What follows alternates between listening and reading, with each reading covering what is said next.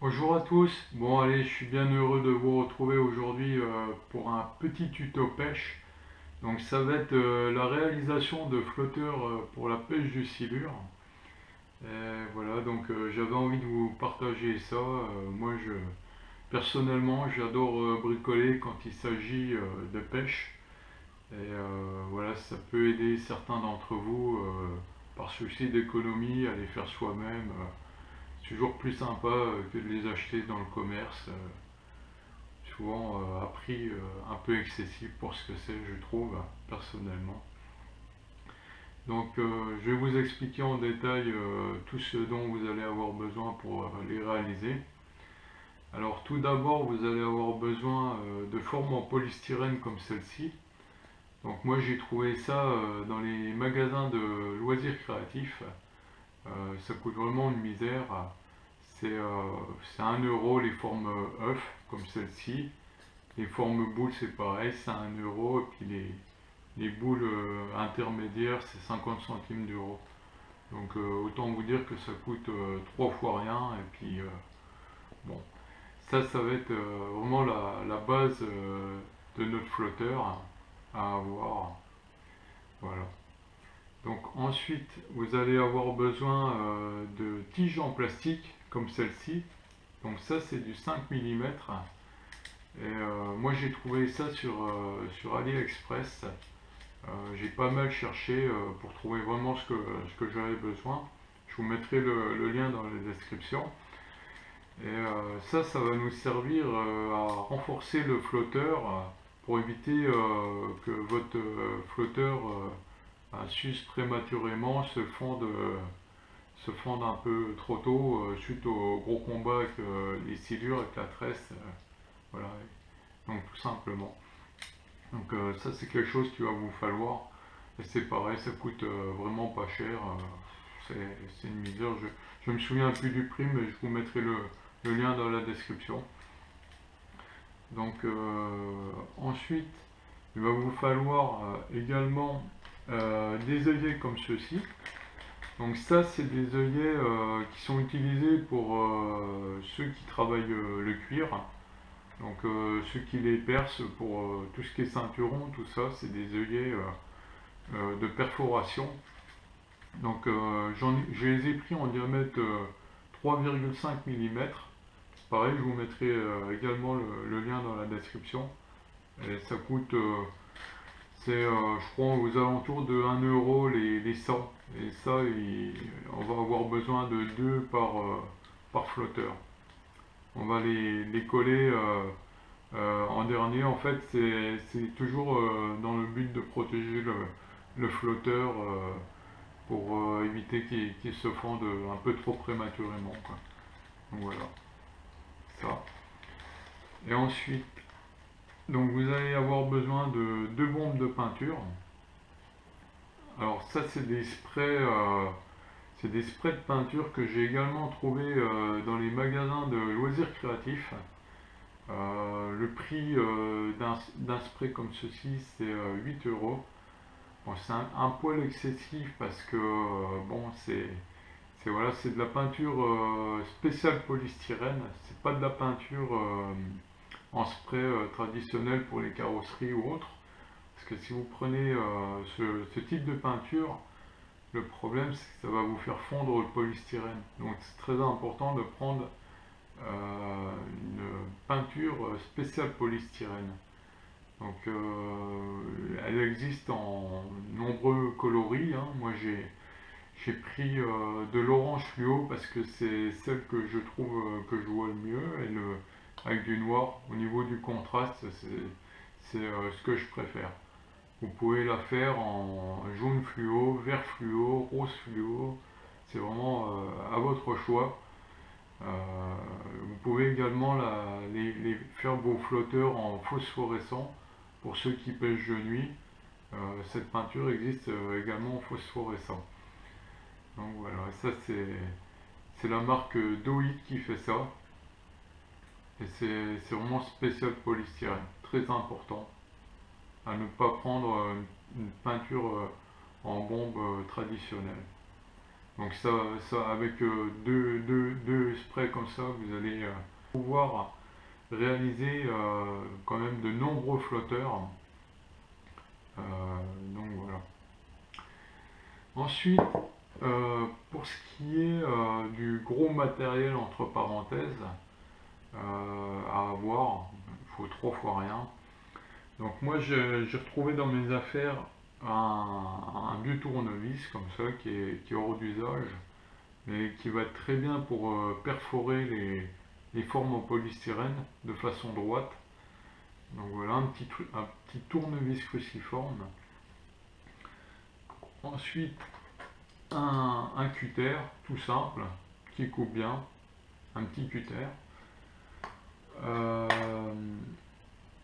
Du scotch transparent, ça je vous expliquerai après comment je m'en sers. Voilà, prenez le moins cher, ou si vous en avez chez vous, voilà, vous pouvez vous en servir. Et aussi également un pistolet à colle chaude, comme ceci à faire. Donc ça va nous servir pour coller l'axe du flotteur dans le corps en polystyrène. Je vais vous expliquer après comment je procède. Bon, on va passer à la première étape de fabrication qui va consister à commencer à percer le canal du flotteur. C'est l'étape la plus délicate, donc il va falloir aller doucement afin d'être le plus centré, le plus droit possible. Donc pour cela, on va se servir des traces de moulage des deux parties du flotteur. Je ne sais pas si vous verrez dans la vidéo, mais il y a une petite marque à ce niveau-là. Voilà. Et de l'autre côté, idem, une petite trace de moulage. Donc on va prendre le centre avec le tournevis. On va marquer le centre du flotteur. Comme ceci, et une fois qu'on a le centre, on va pouvoir percer de façon la plus droite possible.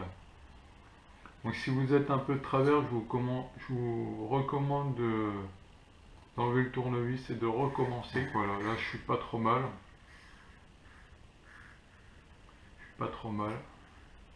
Je pense. Voilà. Et je renouvelle l'opération de l'autre côté. Donc pareil, je prends le milieu. Je marque le milieu. Si on a fait les choses bien, en principe on arrive à retrouver les trous de chaque côté de la forme. Voilà. Donc j'avais oublié de vous mentionner, je crois, tout à l'heure. Donc moi, pour parfaire le canal de la forme, donc j'avais ça dans mes affaires de bricolage. C'est du tourillon en acier. Ce qui m'intéressait, c'est d'avoir la forme droite et puis le diamètre du même taille que la tige que je vais coller à l'intérieur. Donc ça va m'aider à parfaire le canal de la forme. Donc après, chez vous, si vous avez une aiguille à tricoter ou comment dire, un crayon, n'importe quoi qui est droit et qui peut faire l'affaire, voilà, vous pouvez vous en servir. Il n'y a pas de problème. Donc, voilà. Je vais renouveler l'opération de l'autre côté.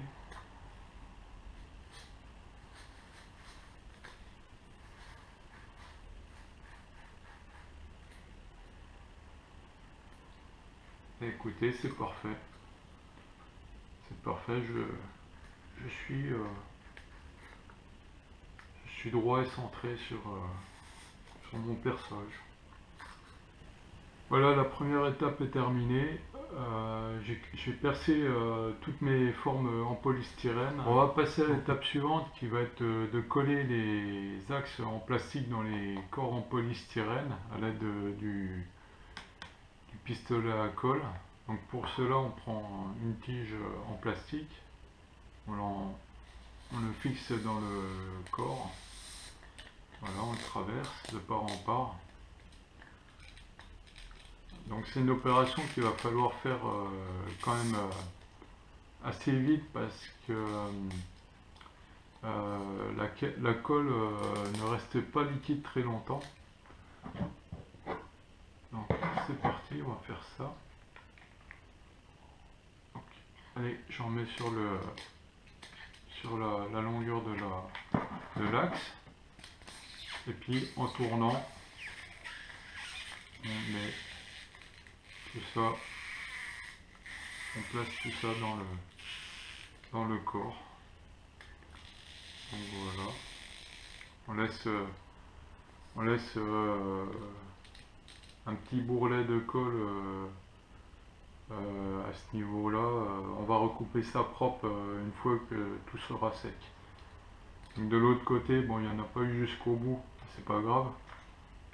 Donc ce que je fais, je fais un petit bourrelet également à ce niveau-là,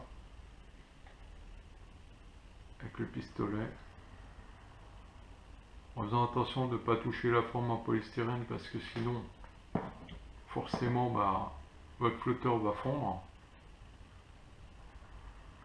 Donc voilà, là je vais attendre que ça sèche maintenant. Voilà, alors après avoir fait cette opération, il ne me reste plus qu'à couper à ras les excédents qui sont collés.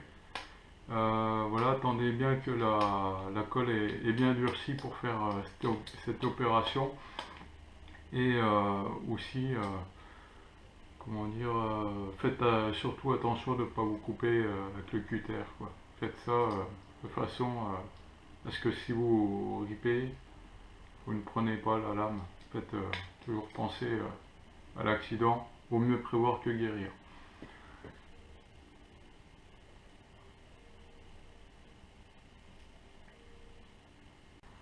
Donc, ce qui nous donne ceci.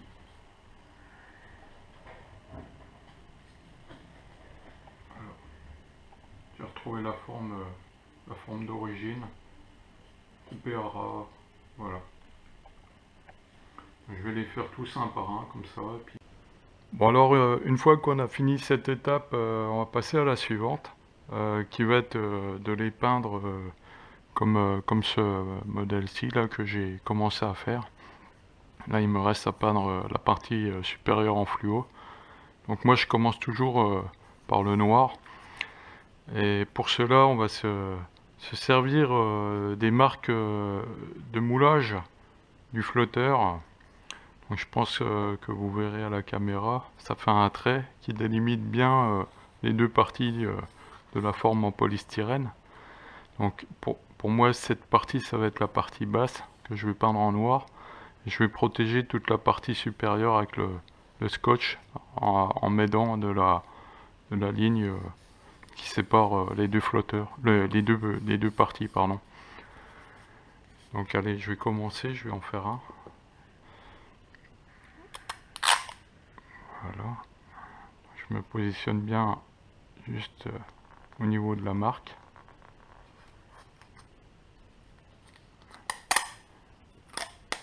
Après, on n'est pas au millimètre près, hein, on essaye de faire au plus propre possible, tout simplement. C'est pas ça qui est le plus important. Juste essayer de faire du travail propre, quoi.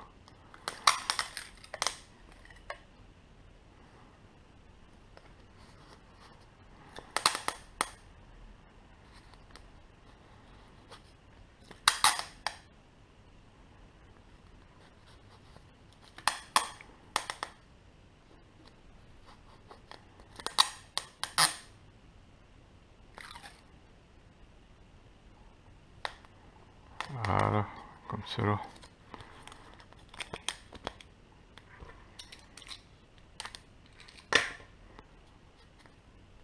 Voilà, donc j'ai la partie qui est basse, qui est protégée. Je vais remettre une épaisseur au-dessus, au cas où si ça coule un peu. Fait toujours, fois c'est possible qu'il y ait des coulures. 2 épaisseurs c'est suffisant.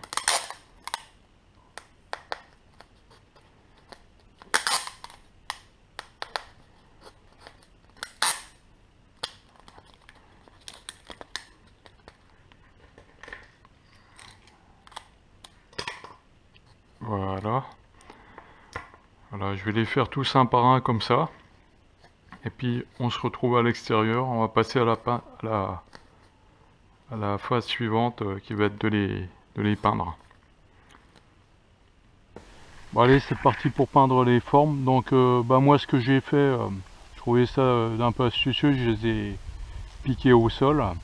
Puis je vais les peindre au-dessus comme ça, la bombe. Je vais commencer par les formes œufs là comme ça, et puis je ferai les autres après. Donc allez, c'est parti, on fait ça. Donc je les ai rassemblés pour éviter de trop disperser la peinture, comme ça coûte quand même un peu cher.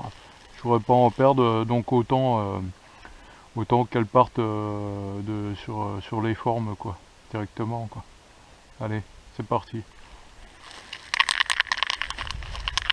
Donc bien secouer la bombe afin que la peinture soit bien homogène quand même. C'est de la peinture en spray. Voilà. J'ai mis des gants pour être un peu protégé quand même, parce que c'est toujours mieux de se protéger. Allez.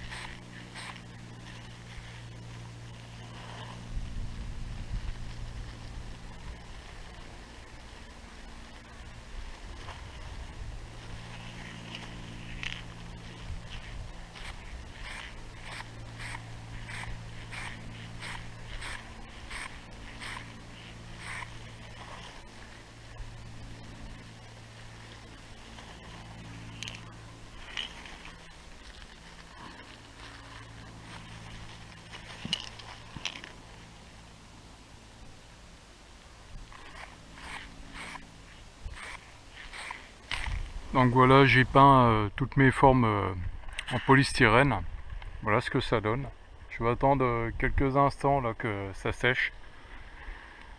Et puis je vais attendre jusqu'à demain que la peinture soit vraiment bien sèche, que je puisse décoller les scotch et puis peindre la deuxième partie. Donc voici ce que ça donne après avoir peint les parties inférieures des formes en noir.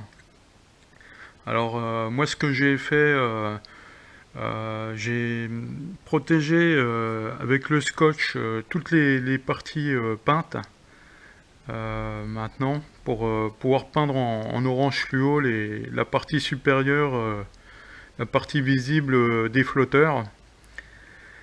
Voilà, donc voilà ce que ça donne. Donc là j'ai vraiment mis du scotch absolument partout hein, sur sur la partie peinte, j'ai pas envie d'avoir de traces, hein, tout simplement, voilà. Donc pour ceux qui aimeraient les avoir tels quels, hein, vous pouvez très bien les laisser nature, hein, comme ça, hein, en noir et blanc, hein, c'est parfaitement visible, hein. Ça, c'est vraiment à votre choix, vous faites comme vous en avez envie, il n'y a pas de problème. Donc voilà, moi j'ai décidé de les peindre en orange fluo, donc je vais faire ça dehors et puis Bon je allez, vous c'est reprends. parti pour la prochaine étape. Toujours pareil, on secoue bien la peinture et puis on y va par petits coups successifs.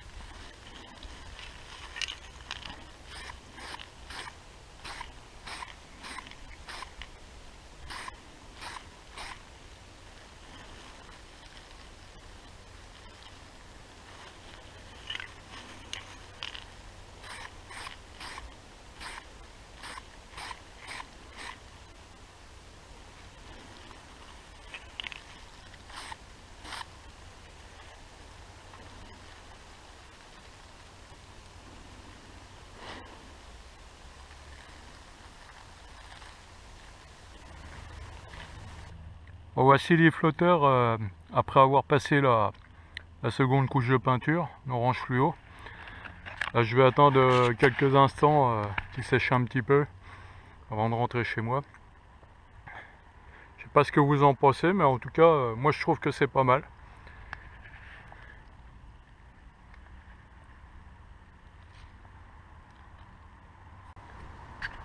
Donc voilà le résultat après avoir passé la seconde couche de peinture, puis enlevé les protections de scotch.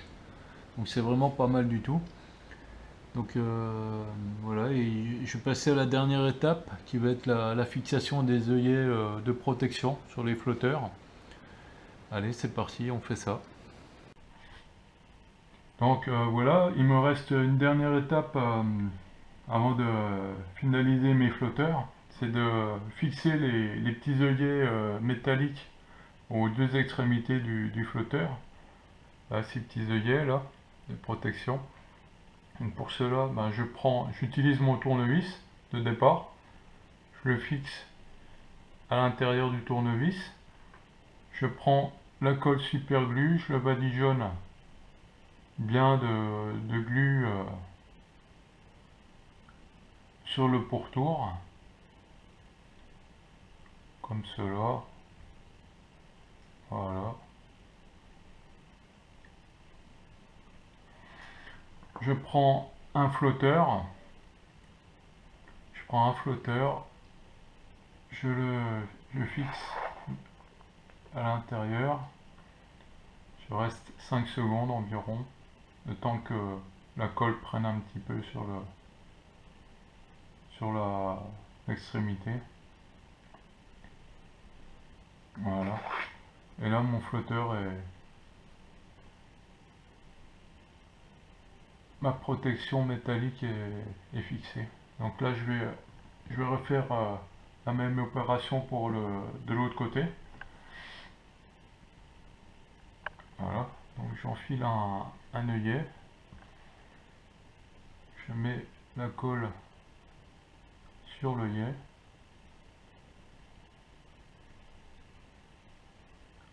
Donc un peu important, prenez de la super glue en gel, hein, c'est toujours mieux je trouve, hein, ça évite de faire des coulures. Voilà, donc, je le fixe à l'autre extrémité, comme cela.